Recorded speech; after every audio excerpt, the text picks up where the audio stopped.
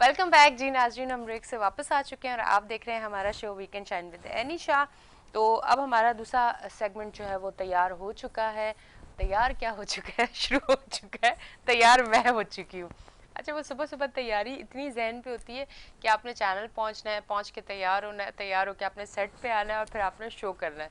तो वो सुबह सुबह तैयारी जो है ना वो जहन में घूम रही होती है, तो वो पूरी हर बात में तैयारी आ रही होती है। अच्छा चले ठीक है, खैर हमारे साथ हमारे गेस्ट मौजूद हैं सैयद वकारुल हसन उनका नाम है, माहिर तालीम है। तो आज हम उनसे टॉपिक जो हमारा होगा तालीम के हवाले से हम उनसे बात करेंगे। अगर आप भी कोई सवाल करना चाहें, आपके जहन में अगर कोई सवाल है तो आप हमें कॉल कर सकते हैं। कॉल करने के लिए आपकी टीवी स्क्रीन पे हमारे फ़ोन नंबर है। अस्सलाम वालेकुम, कैसे हैं आप? अच्छा ये बताएं कि सबसे पहले तो मैं आपसे ये सवाल पूछना चाहूँगी, पाकिस्तान में तालीम का क्या मयार है? बिस्मिल्लाहिर्रहमानिर्रहीम। सबसे पहले तो बहुत शुक्रिया आपके चैनल्स का कि आपने ये मौका दिया कि मैं इस पर डिस्कशन कर सकूं।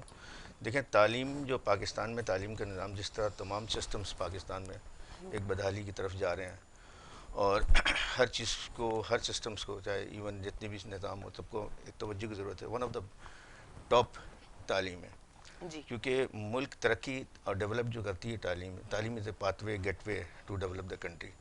बट इत्तेफाक से, बदकिस्मती से बल्कि मैं कहूँगा कि पाकिस्तान में जो तालीम का निज़ाम है वो बहुत ज़्यादा इस पर इंटेंशन की ज़रूरत है। बहुत बदहाली का सामना है इसमें। इसकी कई रीज़न्स हैं, जिसमें मैं अभी सिर्फ शॉर्टली आपके प्रोग्राम में सिर्फ 4-5 रीज़न्स पर तवज्जो जी। दूँगा। सबसे पहला तो इसमें जो है वो है कि इसका हमारा प्रॉपर इंफ्रास्ट्रक्चर से मतलब ये समझ लें कि जो सहूलियात होती हैं, ख़ासतौर पर मैं गवर्नमेंट स्कूलों की बात कर रहा हूँ, गवर्नमेंट कॉलेजेस की बात कर रहा हूँ, जिसमें जो सहूलियात हैं, जो फैसिलिटेशन है वो नहीं प्रॉपर तौर पर दिया हुआ। अब गवर्नमेंट स्कूलों की हाल देख लें तो एक तो ये इंफ्रास्ट्रक्चर को बहुत ज़्यादा ज़रूरत है इसकी। दूसरा, प्रॉपर बजट एलोकेशन तालीम के बहुत थोड़ा होता है। अच्छा। ठीक, बिल्कुल माइनर्स। तो बजट की एलोकेशन प्रॉपर नहीं, और जो बजट की एलोकेशन है वो बजट होने के बावजूद वो करप्शन का हिस्सा हो जाती है। अच्छा। ठीक है, तो ये बजट जो थोड़ी बहुत मिली, अगर उसको सिंसियरिटी से पूरी पूरी अगर उसको यूटिलाइज़ किया जाए तो वो करप्शन का हिस्सा ना बने, तो वो फिर नंबर ऑफ घोस्ट स्कूल बेहिसाब है। नंबर ऑफ घोस्ट स्कूल के अलावा नंबर ऑफ घोस्ट टीचर्स हमारे काफ़ी, जो कि सिर्फ they are just getting salary only. और ख़ास तौर पे गवर्नमेंट के बाद, प्राइवेट में तो अकाउंटेबिलिटी है, अकाउंटेबिलिटी है और चेक एंड बैलेंस सिस्टम फिर भी है, लेकिन गवर्नमेंट में चेक माजत के साथ कोई चेक एंड बैलेंस नहीं है। गवर्नमेंट स्कूल और कॉलेजेस में, यूनिवर्सिटीज़ में भी थोड़ा सा अब बेहतर तौर पे हो रहा है। वो भी हायर एजुकेशन के आने की वजह से रेगुलेटरी अफेयर्स कंटिन्यूसली पे नज़र रखी हुई चीज़ें हो रही हैं, बेहतर हो रही हैं। हायर एजुकेशन में फिर भी बेहतर है as compare to college basis पे।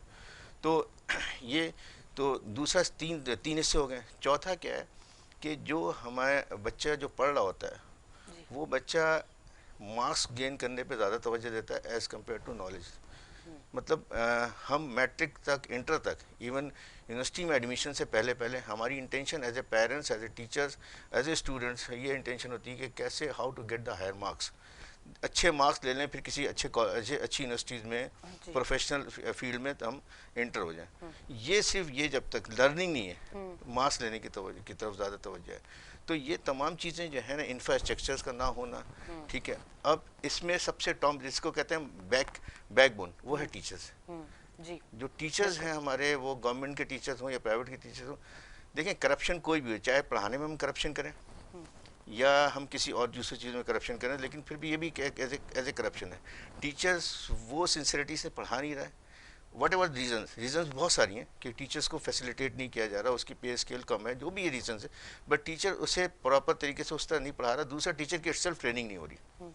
ठीक है, टीचर सिंसियर भी नहीं है और उसकी ट्रेनिंग नहीं, इल्ला माशाल्लाह, मैं तमाम की बात नहीं कर रहा हूँ, लेकिन अक्सरियत हमारे गवर्नमेंट कॉलेजेस में वो टीचर्स वो टाइम स्टूडेंट्स को नहीं दे रहा, उस तरीके से प्रॉब्लम सॉल्विंग चीज़ों को नहीं करवा रहा, सिर्फ रट्टाफिकेशन पे जोर दे रहा। और सबसे आखिरी में जो है वो है हमारा करिकुलम, जो मतलब इसमें मैं देखा जाए ये भी एक मेजर पार्ट है करिकुलम। वो जो निसाब तालीम है वो बहुत आउटडेटेड है, बहुत पुरानी निसाब तालीम को पढ़ाया जा रहा है, और उसको रट्टाफिकेशन के तौर पे जो कब से चली आ रही है, टेक्नोलॉजिकल बेस पे दुनिया कहीं से कहीं निकल गया, वही पुरानी चीज़ पढ़ा रहे हैं। और ना टीचर इटसेल्फ खुद पढ़ रहा है, ना अगर वो खुद नहीं पढ़ेगा, खुद स्टडी नहीं करेगा, तो वो स्टूडेंट को कैसे उसको कन्वर्ट करेगा स्टडी। तो ये एक तमाम की जिम्मेदारी स्टेक होल्डर्स की है, गवर्नमेंट की जिम्मेदारी, इटसेल्फ पेरेंट्स की जिम्मेदारी है, स्टूडेंट की खुद की जिम्मेदारी। गवर्नमेंट सिर्फ रिस्पॉन्सिबल नहीं है। तो ये ओवरऑल तमाम, जिसकी वजह से तालीम ग्रेजुअली तालीम बहुत ज़्यादा, मैं ये समझता हूँ कि सबसे ज़्यादा इस वक्त गवर्नमेंट को तालीम पे तवज्जो देनी चाहिए, सबसे ज़्यादा, क्योंकि तालीम वो चीज़ है जिससे शऊर डेवलप होता है। सिर्फ तालीम के साथ तरबियत भी साथ साथ हो तो हम अच्छे माशरे बन सकेंगे, डेवलपमेंट कंट्री डेवलप कर सकते हैं, अपने मुल्क को आगे ले जा सकते हैं। तो ये बेसिक रीज़न है जिसकी वजह से तालीम बदहाली पे। ठीक है। अच्छा, मैं एक सवाल आपसे पूछना चाहूँगी कि जिस तरह से आज से 20 साल पहले जो तालीम जिस तरह की दी जाती थी आज से 20 साल पहले, और आज 20 साल बाद सब कुछ चेंज हो चुका है। आप अगर बच्चों के कोर्स देखें, बैग्स देखें, उनकी बुक्स खोलें तो आपको पता चलता है कि जो 20 साल पहले था वो अब नहीं है। तो आप मुझे ये बताएं कि वो अच्छा जो उस्ताद हैं उस टाइम के, अगर वो आज भी पढ़ा रहे हैं तो वो किस तरह से पढ़ा रहे हैं? इस पे थोड़ा सा मेरे हाल से बात करनी चाहिए। मेरे हाल से वीकनेसेस हमारे अंदर खुद मौजूद हैं, हम देखते नहीं हैं कि हम ये तो कह रहे हैं कि तालीमी निज़ाम अच्छा हो जाए, सिर्फ हम इस पे जोर डाल रहे हैं। हम ये नहीं देख रहे कि अगर एक गवर्नमेंट स्कूल में 30 साल से 22 साल से 25 साल से 20 साल से एक उस्ताद है और वो उस्ताद उस लेवल की एजुकेशन ली हुई और उस लेवल की एजुकेशन दे सकता है, क्योंकि जो मैंने खुद पढ़ा हुआ मैं उसी लेवल तक जा सकूंगी। मैं उससे आगे जाना चाहूँगी तो शायद मैं इतनी जल्दी नहीं अपने आप को ग्रूम कर सकती हूँ या जा सकती हूँ। तो अब जो इतना कुछ चेंज आया, अब आप सोच रहे होंगे बड़ा सवाल इसने कैसा कर दिया, पर ये लाजमी है। हम जहाँ कहते हैं ना कि उस्ताद ज़्यादा पढ़ाई की तरफ ध्यान नहीं दे रहा, बच्चों को पढ़ा नहीं रहा, बच्चों को समझा नहीं रहा, बच्चे स्कूल से आके ट्यूशन की तरफ क्यों जा रहे हैं, कोचिंग की तरफ क्यों जा रहे हैं। हमारा एक टाइम था कि हम स्कूल कॉलेजेस जहाँ भी जाते थे वहाँ से जो सीख के आते थे वो हमारे लिए काफ़ी होता था। पर आज का बच्चा स्कूल से पढ़ के आने के बाद भी हम उनको ट्यूशन कोचिंग वगैरह देना लाजमी हो जाता है। इसकी क्या वजह है? देखिए, जैसे मैंने अभी 5 आपको फैक्टर्स बताए जी। इन 5 फैक्टर्स में वन ऑफ द फैक्टर है कि टीचर्स इटसेल्फ अपनी स्किल डेवलप करे। टीचर कैसे स्किल डेवलप करेगा? क्योंकि उसे देखें, अगर वो रोजी रोटी के उसमें बहुत ज़्यादा अगर लगेगा, उसके पे स्केल होती उस जैसा नहीं है, तो वो अपनी सेल्फ डेवलपमेंट के अपना घर चलाना उसके लिए मुश्किल है जी। ठीक है। गवर्नमेंट को चाहिए कि इसको सपोर्ट करे। देखिए, स्टेट की तो जिम्मेदारी है, ये तो क्लियर है, इटसेल्फ हमारी जिम्मेदारी है।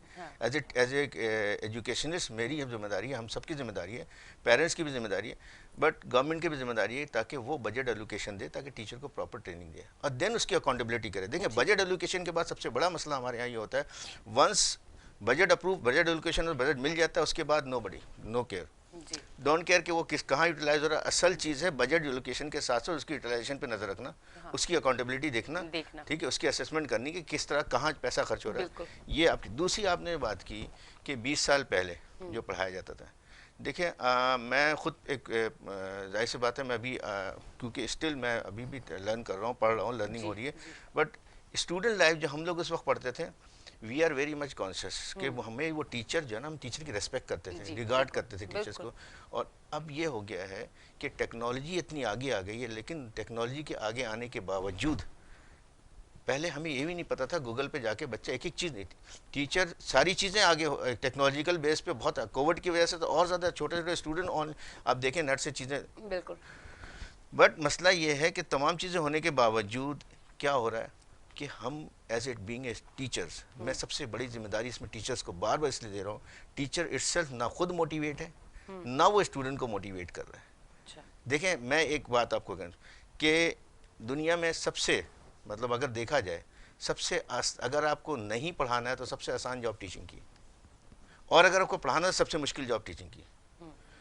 मैंने शायद नहीं देखा बहुत कम टीचर्स को कि वो अपने सिलेबस पे बैठ के घंटों तैयारी कर रहा हो, कई घंटे एक लेक्चर डिलीवर्स करने के लिए मैं समझता हूँ 6-7 घंटे उसकी प्रिपरेशन होती है। जब वो लेक्चर डिलीवर करके बाहर आते हैं, इटसेल्फ उसकी सेटिस्फेक्शन होती है, लेकिन नहीं हो रहा, ये नहीं हो रहा। वही 10 साल पुरानी चीज़ें पढ़ाई जा रही हैं। और निज़ाम तालीम का सिलसिला ये है कि जो कोर्स का करिकुलम दिया गया है, ख़ास जिस तरह रियाजी का देख लें, मैथमेटिक्स का, वो फार्मूला टीचर से फार्मूला वो क्वेश्चन सॉल्व कराता है। हमारी जो इंटेंशन है वो क्वेश्चन के सोल्यूशन तक है।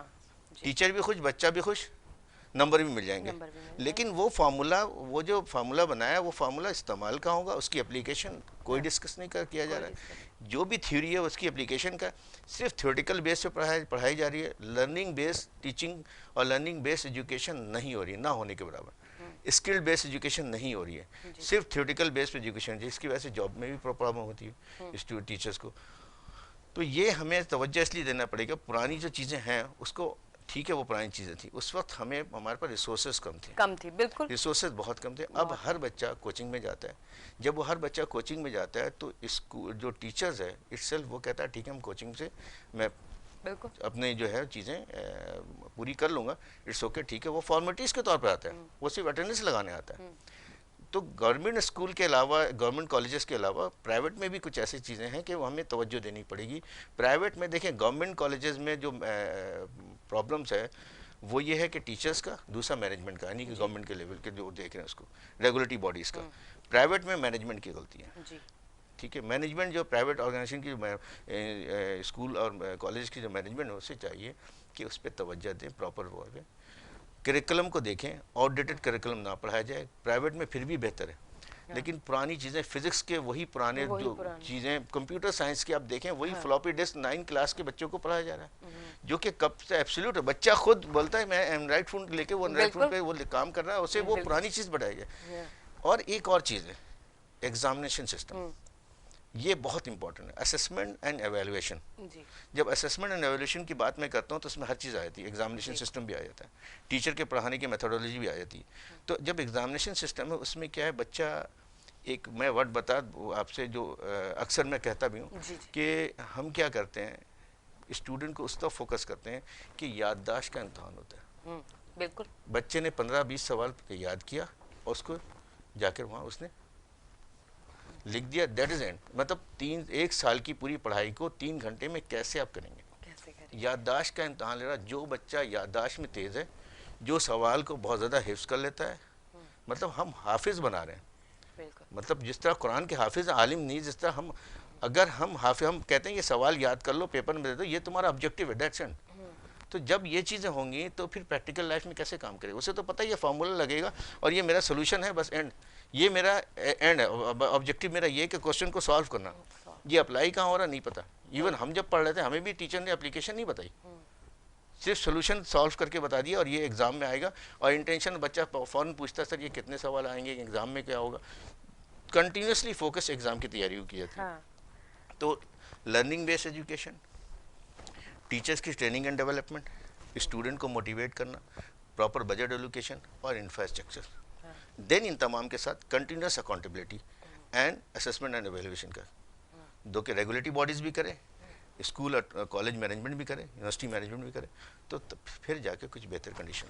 अच्छा, ये जो हमारा तालीम का निज़ाम बहुत वीक है, तो पूरी दुनिया में जब पाकिस्तान से लोग जाते हैं जॉब के लिए, कुछ इंजीनियर्स जाते हैं, हर तरह की जॉब के लिए जाते हैं, तो एजुकेशन का निज़ाम हमारा ऐसा है, तो हम दुनिया भर में जाके क्या हम उस लेवल पे जाके काम कर सकते हैं जब हमारा एक निज़ाम ठीक नहीं है और दूसरा हमारा अपना जहन बन चुका है कि हमने ये सवाल रट लेने हैं।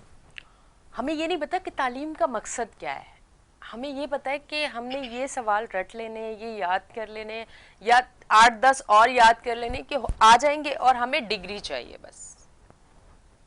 हम इसका नहीं इस्तेमाल करते कि आगे ये जो है ना, ये हमारा काम आएगा। हम दुनिया भर में कहीं भी जाएंगे तो हमें ये सवाल रटे हुए नहीं, हमें ये पता हो कि हमने जो तालीम ली है उसके ये फ़ायदे हमें मिल रहे हैं। देखिए, डिग्री की मिसाल जस्ट लाइक ऐसी है कि अगर उस डिग्री की को प्रॉपर तरीके पे हम यूटिलाइज ना कर पाए तो डिग्री जस्ट लाइक ऐसे जैसे जाली करेंसी जी। हमें ये कॉन्सेप्ट देना पड़ेगा। डिग्री क्या है? जस्ट पीस ऑफ पेपर है, बिल्कुल, जो आपकी सलाहियत को बताती है। अगर वो डिग्री लेने के बावजूद आप, जिस तरह आप एक नोट लेकर जाते हैं मार्केट में, चीज़ें आप सौदा लेते हैं, सामान लेते हैं, आप वो देते हैं तो वो ठीक, अब जाली नोट देंगे तो नहीं वो चलेगा। तो मसला ये है कि डिग्री जस्ट लाइक ऐसी है, अगर डिग्री आपको वो रिजल्ट नहीं दे रही तो जस्ट लाइक जाली करेंसी समझ लें वो हो गया। अब डिग्री की तरफ इंटेंशन स्टूडेंट की का है, हमारे स्टूडेंट का, बिल्कुल सही कह रही हैं आप। प्लस पढ़ाने वालों का भी है कि किस तरह से बेहतर डिग्री निकालें। और बच्चा मार्केट में स्टूडेंट जा रहे हैं, जॉब नहीं मिल रही, बहुत सारे फैक्टर्स। देखिए, ये बहुत बड़ा डोमेन आपने छेड़ा है, बहुत बड़ा फैक्टर्स में।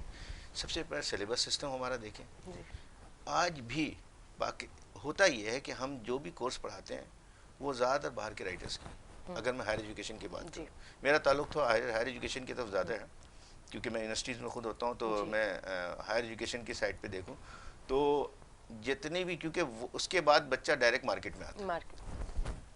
जो चीज़ें हम पढ़ा रहे हैं, लाइक ऑर्गेनाइजेशन बिहेवियर्स को देख रहे हैं, एचआर को देख लें, दूसरे देखें, यानी हम केस स्टडी बेस्ड नहीं पढ़ा रहे हैं, हम क्रिटिकल रीजनिंग बच्चों को नहीं दे रहे हैं एग्ज़ाम में। हम क्या कर रहे हैं कि वो पुरानी, वो जो बाहर की बुक्स है, बाहर के राइटर्स की, ऑथर्स की जो बुक्स है वो पढ़ाई जा रही है जी, ठीक है। और वो जब बनाई गई है वो वहाँ के प्रॉब्लम सॉल्विंग के लिहाज से, वहाँ के एनवायरनमेंट के। एक एग्जांपल मैं आपको बताऊँ, एचआर की बुक है जी, पाकिस्तान के कितने राइटर की एचआर की बुक यूनिवर्सिटी में पढ़ाई जाती है? ऑर्गेनाइजेशन बिहेवियर की बुक पाकिस्तान के किस राइटर ने ऑर्गेनाइजेशन बिहेवियर की बुक बनाई है? नहीं। और जितनी भी आप बुक देख लें, ऑर्गेनाइजेशन डेवलपमेंट की बुक पढ़ाई जाती है तो वो उस राइटर की पढ़ाई जा रही है जो कि बाहर का राइटर है। अच्छा, उसने अपने माइंड सेंस, अपने एक्सपीरियंस को देखते हुए वहाँ के लिहाज से बनाई। जब वो एचआर का बच्चा पढ़कर आता है, पढ़ता है कहाँ के? बाहर के राइटर की बुक, और जो वो पढ़ता है तो उसको अप्लाई करने की कोशिश करता है यहाँ। अब यहाँ जो लेबर है, जो फील्ड फोर्स है, वो फील्ड फोर्स ऐसी है कि वो बिल्कुल डिफरेंट है वहाँ के ना इन्वायरमेंट है। यहाँ जब वर्कर्स जो जा रहा है इदारों में, कितनी मुश्किलों से बेचारा बस में लटक कर जा रहा है, कितने टेंशन में जा रहा है, घर में प्रॉब्लम्स को देखते हुए जा रहा है, ठीक है। उसके पास यूटिलिटी के मसाइल हैं, उसके पास फंड्स के मसाइल हैं, घर को चलाने के मसाइल हैं, बच्चों की फीस है, 10 चीज़ें वो लेकर जा रहा है दिमाग में, माइंड में। और एचआर उसको डील कर रहा है किस तरीके? उस तरीके से डील कर रहा है। तो बहुत बड़ा गैप आ जाता है। ऑर्गेनाइजेशन डेवलपमेंट की सारी थ्योरी उसने पढ़ी है बाहर के एनवायरनमेंट के, क्योंकि बुक तो राइटर तो बाहर का था। पाकिस्तान की एक सिंगल बुक दिखा दें कि पाकिस्तान के किसी राइटर ने बुक, वो HEC ने भी रिकमेंड किया हो, सारे कहते हैं कि भाई बाहर के राइटर, ठीक है वो सही है, थ्योरी कहते हैं, लेकिन केस स्टडी बेस कुछ यूनिवर्सिटीज़ हैं, अब वो आहिस्ता आहिस्ता हायर एजुकेशन की तरफ से ये चीज़ें हो रही हैं कि हम केस स्टडी बेस पढ़ाएं, लोकल केस स्टडी को हाईलाइट किया जाए, इंडस्ट्रीज़ के केस स्टडी को लेकर आया जाए, ताकि बच्चों को पता चले कि यहाँ के प्रॉब्लम सॉल्विंग है। दूसरा क्वेश्चन ये दिया होता है कि आप ये बता दें कि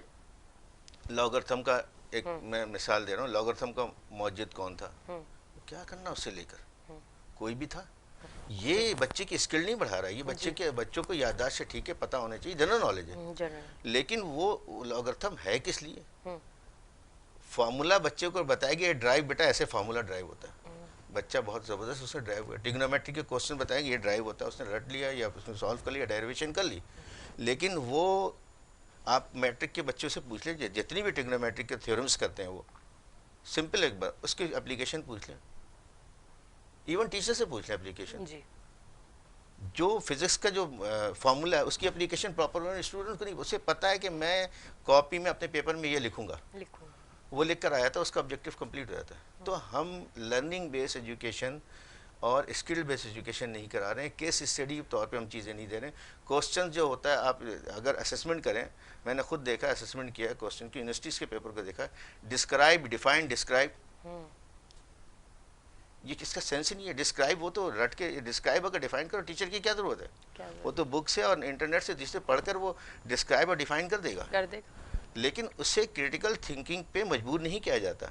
जबकि ए और ओ लेवल के कोर्स सिस्टम, कैमरे सिस्टम को देखें कि बच्चा जो क्वेश्चन पढ़ता है उससे वो सवाल एज इट इज़ नहीं होता है, वो क्रिटिकल थिंकिंग, वो रीजनिंग पे बात करते हैं, ताकि अपने माइंड को बच्चा थोड़ा सा यूटिलाइज करे, स्टूडेंट उस माइंड को यूटिलाइज करे। तो ये बहुत सारे फैक्टर्स हैं जिसकी वजह से इसको हमें देखना पड़ेगा, एजुकेशन निज़ाम को भी देखना पड़ेगा, किस तरह से हम तालीम करें। दूसरा हमें पासिंग क्राइटेरिया भी देखनी पड़ेगी। और एक आपके प्रोग्राम के तवज्जुह से एक चीज़ और मैं हाईलाइट करना चाहूँगा, वो ये कि हमारे यहाँ जो इनटेक स्टूडेंट्स की हो रही है, जो स्टूडेंट्स आता है, देखें गार्बेज इन गार्बेज आउट, जो स्टूडेंट आ रहा है विद ड्यू रेस्पेक्ट वो सलाहियत ही नहीं होती, वो गवर्नमेंट स्कूल का पास किया हुआ बच्चा आ रहा है। अच्छा, आजकल पहले होता था ग्रेड एक A1 A ग्रेड बहुत बड़ी बात होती है, अब एक सिंपल सा है, क्योंकि कोर्स मटेरियल और चीज़ें नोट्स वगैरह प्रोवाइड हो जाती हैं कोचिंग सेंटरों से, वो सारे बच्चे बेंचमार्क हो गए, एक जैसे हो गए, सबने करना तो अच्छे खासे बच्चे अच्छे। बल्कि इस बार तो मतलब बहुत ज़्यादा ये भी चीज़ें नज़र आई हैं कि मतलब खुलेआम एग्ज़ाम में सारी चीज़ें दी जा रही थी, प्रोवाइड की जा रही थी, और बच्चा चिटिंग खुलेआम कर रहा था। ऐसी वीडियोस आई हैं, मतलब हम इधर बैठे हुए हैं, मैं शो होस्ट कर रही हूँ, एक एंकर हूँ, तो हर आम बंदे ने मुझे वीडियोस भेज के कहा कि यार ये देखो ये क्या हो रहा है, ज़रा आप शो पे बैठ के बात तो करो, इस तरह से तो बच्चे तबाह हो रहे हैं। देखिए, मैं आपको इस पॉइंट पे बिल्कुल आपने सही हाईलाइट किया, खुलेआम टीचिंग चीटिंग हो रही है, हाँ। खुलेआम बच्चे नकल कर रहे हैं। देखिए, हमारे करिकुलम को, एग्जामिनेशन सिस्टम को ऐसा डिज़ाइन करना चाहिए कि एंड में सिर्फ 30 या 40 मार्क्स का पेपर होना चाहिए। हाँ। मैं तो बीइंग एजुकेशन, मैं नहीं मानता कि बच्चा अपनी पूरे साल की मेहनत को वो 3 घंटे में या 2 घंटे में वो डिलीवर कर पाएगा। बिल्कुल। अगर इनके सपोज कर लें बच्चा बहुत मेहनती है लेकिन उस दिन वो डिलीवर नहीं कर पाया, तो उस बच्चे वो तो फेल हो गया बेचारा। बिल्कुल। इसलिए हमें क्विजेज, असाइनमेंट ये बच्चों से लेना चाहिए, प्रेजेंटेशन, ताकि उससे उसको खुद आप उसकी कैपेबिलिटीज़ को उसको इन्हांस करें। जी। ये होता है, अब वो बच्चा पढ़ता है, वो कहता है क्लास में अटेंडेंस भी नहीं होता है, वो कहता है कि एंड में ऐसे भी मैं देखा, मैंने मेरे एक्सपीरियंस में आया कि वो बच्चा जिसने एक भी क्लास नहीं है, बच्चा अच्छे मार्क्स लेता है। जी। क्लास नहीं लेता वो, अच्छा। बाहर कोचिंगों में पढ़ रहा होता है, इधर पढ़ रहा होता है, एंड में वो तैयारी करता है, रटता है, रट कर आकर वो सारी चीज़ें ओमिट करते, चीज़ें लिख देता वो, और जो रेगुलर ले रहा है उसके मार्क्स कम आते हैं। इसकी सबसे बड़ी वजह है कि क्लास में इंटरेक्शन, अगर हम क्लास में क्विज़ का सिलसिला बनाएं, क्विज़ प्रॉपर लें, और क्विज़ इस तरह लें कि उसे क्रिटिकल क्वेश्चंस दें, उसे वो डिस्क्राइब करने वाला क्वेश्चन ना हो, उसे सोचने पे मजबूर करें, क्विज़ लेना चाहिए, असाइनमेंट में इंगेज करना चाहिए बच्चों को प्रेजेंटेशन बच्चों से, स्टूडेंट से लेना चाहिए, चाहे वो किसी भी लेवल्स का हो, जी। ताकि वो कंटिन्यू वो इस क्लासेस की इंपॉर्टेंस उसके जहन में है। जी। अब वो होता है नकल करता है, नकल इसलिए करता है कि उसने स्कूल में, कॉलेजेस में पढ़ा नहीं, और उसमें जाके आखिर में उसने करना क्या है, उसने जो याद किया है, 5-10 सवाल याद किए, 10 ही 11, मैंने यही कहा था, याददाश्त का इम्तहान है बेसिकली, ये एग्ज़ाम है, ये सिस्टम है याददाश्त का, कितना बच्चा कितना याद कर लेता है। जिसने याद कर लिया वो एक्सेल बेहतरीन, उसने बहुत अच्छा नंबर ले लिया, और जो बेचारा नहीं याद कर पाया, देखिए ज़रूरी नहीं है, मतलब एजुकेशन का मकसद ये नहीं कि सवाल को भरपूर याद कर लेना, ठीक है, अगर मैं रट लूँ तो रट्टाफिकेशन is the best qualification but not satisfaction. तो वी हैव टू चेंज, कहते हैं change with change, otherwise change will change you. अगर तब्दील के साथ आप तब्दीली नहीं करेंगे तो आपको ये तब्दीली जो आ रही ना, ये आपको तब्दील कर देगी। बिल्कुल बिल्कुल। तो इतनी कंपटीशन बढ़ गई है चीज़ें में, चाहे वो एकेडमिक साइड हो, चाहे इंडस्ट्री साइड हो, चाहे कंट्री बेसिस पे हो, तो हमें अपने आप को चेंज करना पड़ेगा, एजुकेशन को रिफॉर्म करना पड़ेगा, अकाउंटेबिलिटी प्रॉपर तौर पे देखनी पड़ेगी, फैसिलिटेट भी साथ साथ करना पड़ेगा। हम सिर्फ अकाउंटेबिलिटी ना करें, फैसिलिटेट भी करें, फर्स्ट फैसिलिटेट देन अकाउंटेबिलिटी। पहले हम टीचर्स को फैसिलिटेट करें, यूनिवर्सिटीज़ में, कॉलेजेस में इंफ्रास्ट्रक्चर को देखें, और जहाँ प्रॉपर तौर पे इंफ्रास्ट्रक्चर है उसको तौर पे। और यहाँ पे एक बात और मैं कहूँगा कि जो HEC की तरफ से जो हायर एजुकेशन ने कंटिन्यूस वर्क कर रहा है, मैंने ऐसी मिसालें दूसरे बोर्ड सिस्टम में, आपको पता है पाकिस्तान में टोटल ओवरऑल 32 बोर्ड है। अच्छा। 32 बोर्ड्स, जिसमें कुछ 3 टेक्निकल बोर्ड हैं, 8 तो पंजाब के बोर्ड्स हैं, कराची में 6 बोर्ड सिस्टम है। तो जिस तरह से ये जो बोर्ड के सिस्टम्स है, ये सेकेंडरी एजुकेशन हो या प्राइमरी एजुकेशन हो या टेक्निकल बोर्ड हो, जितना ज़्यादा फेडरल लेवल पे HEC हायर एजुकेशन इस चीज़ पे फोकस कर रहा है, कंटिन्यूस इम्प्रूवमेंट की कोशिश कर रहा है, मुसलसल, मैं खुद क्योंकि मैं टच हूँ इन मामलात में, यूनिवर्सिटी लेवल पे फिर भी पढ़ाई और ज़रूरत है, लेकिन यूनिवर्सिटी लेवल पे कॉलेजेस के हवाले से बेहतर पढ़ाई होगी। अच्छा, ठीक है जी। अभी प्रोग्राम में एक छोटी सी ब्रेक का टाइम है, तो हम लेंगे एक छोटी सी ब्रेक, मिलते हैं ब्रेक के बाद।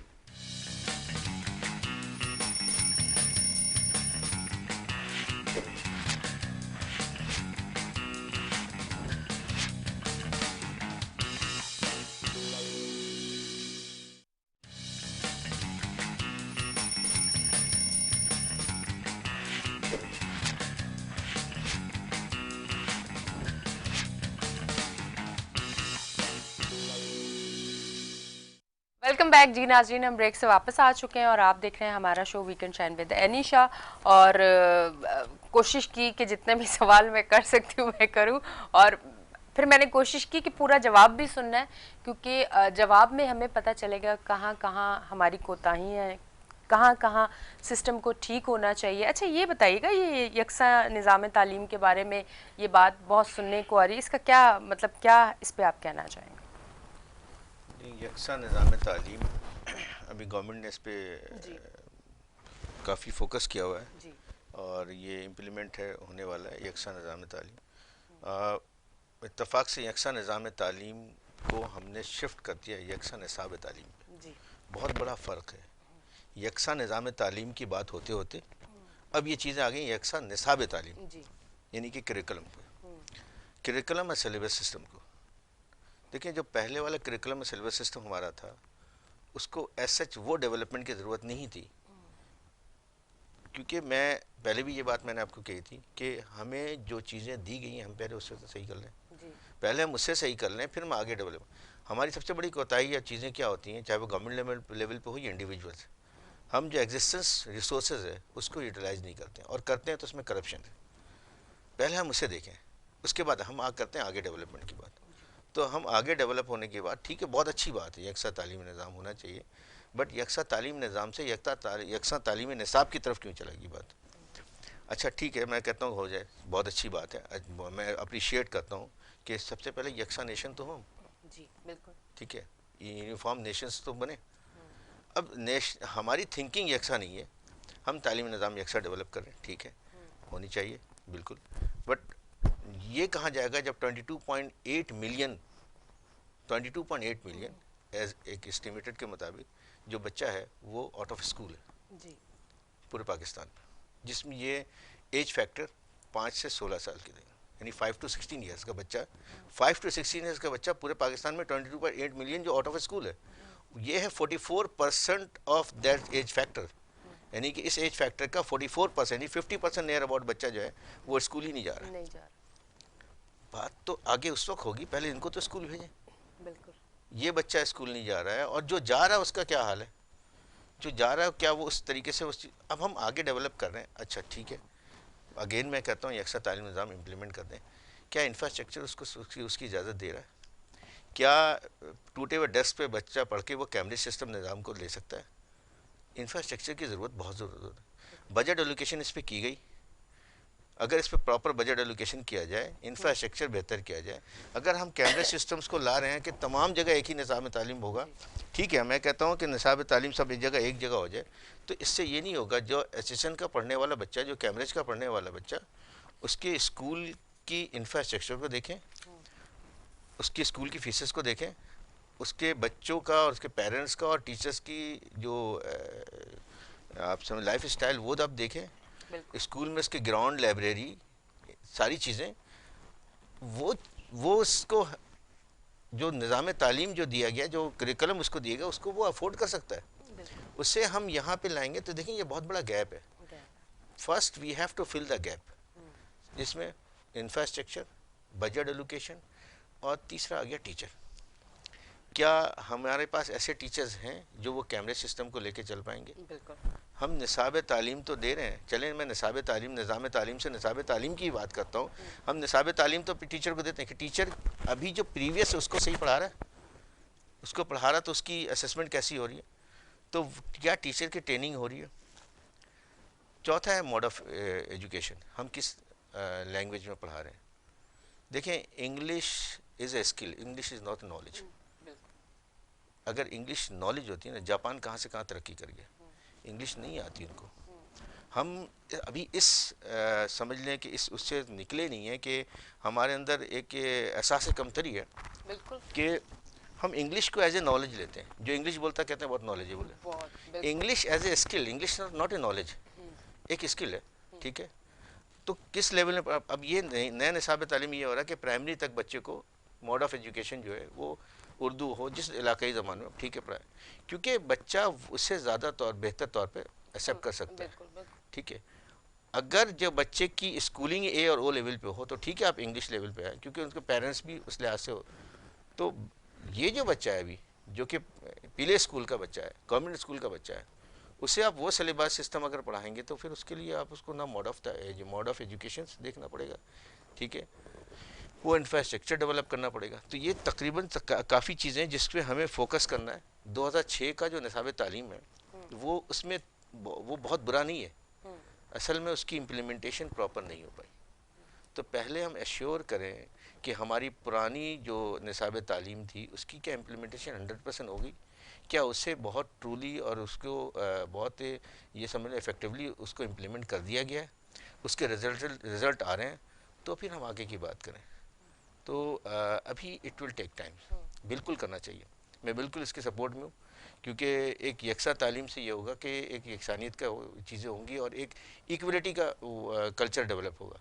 बट पहले, इससे पहले बहुत सारे स्ट्रक्चर्स पे काम करने की ज़रूरत है, पहले वो गैप को निकालना है, और इसके लिए ठीक ठाक बजट एलोकेशन की गई गवर्नमेंट बेस पे कि हम करिकुलम चेंज कर रहे हैं, ठीक है, करिकुलम को चेंज किया गया, अभी भी इस पे वर्किंग हो रही है, इम्प्लीमेंटेशन की बात हो रही है, लेकिन इम्प्लीमेंटेशन से पहले, क्योंकि अगर हम विदाउट वर्किंग इम्प्लीमेंट कर देंगे तो ये बैकफायर हो जाएगा, तो बेहतर है कि पहले उसको इसके लिए देखें, किसी चीज़ के लिए तैयार करनी पड़ती है चीज़ों को, उसके लिए पहले आप बजट एलोकेशन करें, टीचर्स को देखें, टीचर्स की ट्रेनिंग करें, इंफ्रास्ट्रक्चर को दें, फिर जाके आप इम्प्लीमेंट की बात करें। तो ये एक बेहतर है कि इसको पहले गैप को एनालाइज करें और उसको फुलफिल करें, देन इम्प्लीमेंट करें। बिल्कुल जी। अच्छा, जाते जाते आप क्या मैसेज देना चाहेंगे अपने देखने वालों को, या आप किसी भी लेवल के लोगों को अगर कोई मैसेज देना चाहें? देखिए, सिंपल मैसेज ये एज ए एजुकेशनिस्ट के मैं ये समझता हूँ कि पाकिस्तान में जो तालीम का निज़ाम है वो अभी बहुत ज़्यादा इस पर फोकस की ज़रूरत है, बट एज ए इंडिविजुअल्स हम इसको ब्लेम अगर हम यूनिवर्सिटीज़ को देते हैं, इदारों को देते हैं, गवर्नमेंट को देते हैं जी। तो हमें एज ए इंडिविजुअल भी इसको लेना चाहिए। हर टीचर्स, चाहे वो किसी भी फील्ड का हो, प्राइमरी का हो, स्कूल का हो, कॉलेज, यूनिवर्सिटी का, हर टीचर खुद बैठे, खुद सोचे क्या वो सही अपने जॉब से, अपने काम से वो सही तौर पर उसको प्रॉपर वे में कर पा रहा है। सबसे पहले अपनी अकाउंटेबिलिटी करें। मैं आपको बताऊं, बीइंग ए टीचर्स, अगर आप क्लासरूम में पढ़ा के बाहर निकलते ना, आप खुद अपने ज़मीर से बात करें कि आपने सही डिलीवर किया, तो सबसे पहले तो आप अपनी ज़मीर के मुताबिक आप स्टूडेंट को डिलीवर करें, अपनी स्किल, ब्लेमिंग कल्चर ना करें, खुद को डेवलप करें। इसी तरह आ जाए अब मैनेजमेंट, वो टीचर्स की तरफ कि टीचर्स हमारे ऐसे क्या मैनेजमेंट ने फैसिलिटेट किया, क्या मैनेजमेंट ने उस तरह से, गवर्नमेंट ने क्या फैसिलिटेट किया, तो हर शख्स, हर फील्ड का, हर स्टेक होल्डर्स वो अपनी सेल्फ रिस्पॉन्सिबिलिटी को समझे और अपने ज़मीर के मुताबिक बेहतर तौर पे उसको 100% देने की कोशिश करें, निज़ाम खुद ब खुद सही होगा। बिल्कुल जी, बहुत बहुत शुक्रिया आप तशरीफ़ लेके आए, थैंक यू वेरी मच जी। नाज़रीन, आप देख रहे थे हमारा show weekend shine with Anisha. कल मैं फिर हाजिर होंगी, बीच बीच में मैं बिल्कुल स्लो होती जा रही हूँ, बीच में मैं एकदम फास्ट, इसलिए कि सुबह सुबह का जब टाइम होता है ना, आपकी एनर्जी कभी बहुत कम हो जाती है, कभी बहुत हाई हो जाती है।